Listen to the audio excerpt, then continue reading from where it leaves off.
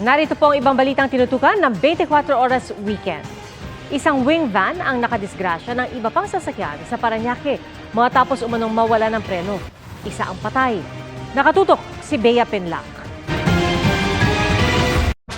Isa ang patay at 6 ang sugatan sa karambola ng 6 na sasakyan sa Skyway at Grade southbound sa barangay Sun Valley, Parañaque City kagabi. Nawalan umano ng preno ang isang wing van truck kaya nagdulot ng sunod-sunod na salpukan ng mga sasakyan.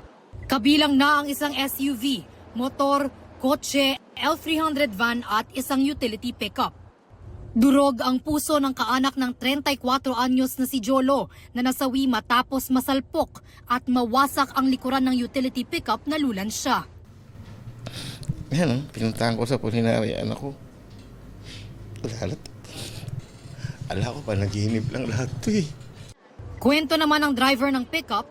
Nakapreno na, bigla na lang may umano sa likod namin, ang lakas. Napag ganun kami nung kasama ko sa unahan. Wasak na itong likod. Tingin ko po nakahiga po siya dito eh. Kaya napuruan pa yung ulo niya. Hindi bababa sa 5 ang sugatan sa karambola. Dinala sila sa pagamutan. Paliwanag naman ng driver ng truck na wala ng preno ang sasakyan. Pag-apa ko wala na, hindi na talaga nagana. Ginater ko po ang problema, talagang hindi na kinaya. Pasensya na po kayo, hindi ko naman kagustuhan po yun eh. Patuloy ang investigasyon.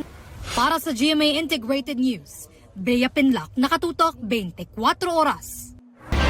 Rescue operations lang dapat pero nauwi sa pagkabisto ng Pogo Hub ang operasyon ng mga otoridad sa isang bodega sa Panabo City, Davao del Norte.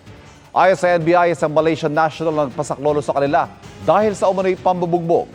Pero pagpunta roon ng mga otoridad, nabisto nila ang maraming computer at mahigit 50 Chinese nationals. Ayon sa NBI, Filipino may-ari ng property na hindi muna nila pinangalanan habang nagpapatuloy ang investigasyon.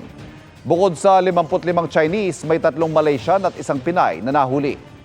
Patuloy namin kinukuhang panig ng may-ari ng Pogo Hub. Mga kapuso, iba't ibang weather system ang nagpapaulan ngayon sa malaking bahagi ng bansa. Ayon sa Pag-asa, shear line ang nagpapaulan sa eastern section ng Northern Luzon, pati na sa mainland Cagayan, Isabela at Apayao. ITCZ o Intertropical Convergence Zone naman ang nakakaapekto sa Caraga, Davao Region, Soc-Sargen at natitirang bahagi ng Mindanao. Asahan naman ang maulap na panahon na may kasamang pag-ulan sa Batanes at Babuyan Islands dahil sa amihan. Sa Metro Manila at iba pang bahagi ng bansa, localized thunderstorms ang nagpapaulan.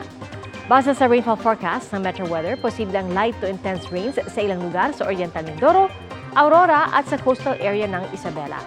Light to intense rains din pagdating ng hapon sa South Cotabato, Davao, malaking bahagi ng Zamboanga at Surigao del Sur. Posible ring ulanin ang Metro Manila bukas.